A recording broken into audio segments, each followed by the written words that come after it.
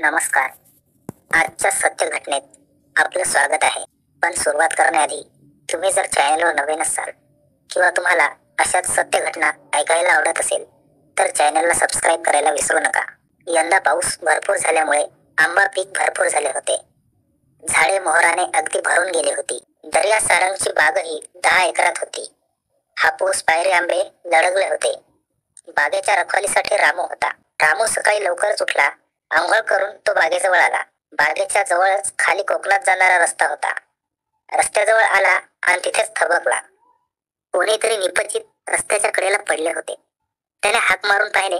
त्याला शंका आली आणि पळतच मालक दर्या सारंग यांना त्याने माहिती दिली. दर्या सारंग यांनी लगेच पोलिसांना खबर दिली. घटनेची खबर मिळताच फौजदार माणिक मनोहर ताबडतोब घटनास्थळी दाखल झाले. त्यांनी मृतदेहाची पाहणी केली.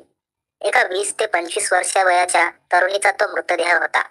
घटनास्थळी पोलीस बारकाईने तपास करत होते. बागेपासून जवळपास 4 किलोमीटर परिसरात मनुष्य वस्ती नव्हती. त्यामुळे जवळपास वस्ती नाही हे बघूनच मृतदेह इथे टाकला असावा असा अंदाज पोलिसांनी बांधला. मृतदेहाचा पंचनामा करून मृतदेह PM ला पाठवण्यात आला. जवळपासच्या गावामध्ये जाऊन पोलिसांनी चौकशी सुरू केली. परंतु मयत तरुणीला कोणीच ओळखत नव्हते. शिवाय तिच्या पेहराव्यावरून ती इथली वाटत नसल्यामुळे मयत तरुणी घाटावरची आहे हे जाणूनच घाटावरील या गावात पोलिसांनी चौकशी केली. मात्र तिथे सुद्धा पोलिसांना अपयश आलं. मृतदेह सापडून आता 3 दिवस झाले, परंतु मयताची ओळख पटली नव्हती.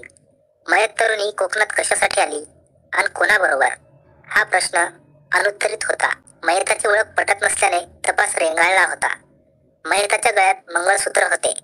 तेही घाटावरचे लोक वापरतात त्याच पद्धतीचे. तिचा गळा आवळून खून करण्यात आला होता. तपास करत असताना मयत तरुणीच्या हातामध्ये एक शिंपला सापडला. हा शिंपला घेऊन पोलीस कोकण किनारपट्टीवर सापडतो तिथेही पोहोचले. तेथील कोळ्यांना हा शिंपला फौजदार मनोहर यांनी दाखवला. त्यांनी हे शिंपले याच किनारपट्टींना सापडतात हे सांगितले. खून होऊन आता 6 दिवस उलटले होते. कोणत्याच पोलीस स्टेशनला संबंधित तरुणीच्या वर्णनाची कोणतीही बेपत्ता अशी नोंद नव्हती. जिथे शिंपला सापडला तेथील कोळी बांधवांनी मयत तरुणी व एक तरुण येथे फिरण्यास आल्याचे सांगितले. त्यांच्या भाषेवरून ते कोल्हापूर व सांगली भागातील असावेत असे त्यांना वाटत होते. त्यामुळे मनोहर यांनी कोल्हापूर व सांगली जिल्ह्यातील प्रत्येक पोलीस स्टेशनची मिसिंग केस पाहिली. मात्र कुठेच नोंद नव्हती. कोल्हापूर व सांगली जिल्ह्यातील खबऱ्यांनाही कामाला लावले. खून होऊन आता 10 दिवस झाल्यानंतर एक धागा पोलिसांना मिळाला. मयत तरुणी समिधा ही वैश्या होती. ती वैश्याच्या चाळीत राहत होती. तेथील खबऱ्यांना पोलिसांनी सूचना दिल्या. मयत समिधाकडे कोण कोण नेहमी गिऱ्हाईक म्हणून यायचे याची माहिती काढायला सांगितली. त्या अनुषंगाने मनोहर यांनी अनेक तरुणांना उचलले. त्यांना प्रसाद दिला, मात्र काहीच उपयोग झाला नाही. तिच्या चाळीत राहत होती त्या मालकाकडे चौकशी केली. त्यानेही कानावर हात ठेवले. तिचा अन्य कोणाशी तंटा झाला होता का हे पाहिले, मात्र त्या संबंधी काही आढळले नाही. आता खुनी शोधायचा कसा हा प्रश्न पोलिसांना सुटत नव्हता. एका खबऱ्याने वेगळीच खबर दिली आणि पोलिसांनाही धक्का बसला. मयत समिधा ही मराठवाड्यातील होती. तिथे तिचे आई वडील व नवरा होते. पोलिसांनी मराठवाडा गाठला. तिच्या आई वडिलांकडे चौकशी केली. त्यांनी फोटो ओळखला. तिच्या नवऱ्यानेही फोटो ओळखला, परंतु त्यांच्या चेहऱ्यावर दुःख दिसत नव्हते. असंच होणार होतं साहेब, असेच वाक्य तिचे वडील बोलले. सुरेश व समिधाचे लग्न होऊन 2 वर्ष झाली होती, परंतु गावातीलच एका तरुणाबरोबर ती पळून गेल्यामुळे 2 वर्षापासून तिचे तोंडही कोणी बघितले नव्हते. शिवाय बदनामी तसंच दोन्ही कुटुंबांना वाईट टाकले गेले. समिधा व गुरु ही जोडी कोल्हापुरात राहत होती. समिधाचा पहिला नवरा सुरेश ऊस तोडण्यासाठी कोल्हापुरात येत होता. तो वैश्यागमन करत होता आणि एके दिवशी नेमकी समिधाची त्याला गाठ पडली. ती रडू लागली, हात जोडू लागली. ज्याच्याबरोबर पळून आलो तो सोडून गेला. बाकीच्या वैश्या सुरेशला विनंती करू लागल्यामुळे तोही विरघळला. ऊस तोडणी झाल्यानंतर गावाकडे जाऊ असं तो तिला सांगून निघून गेला.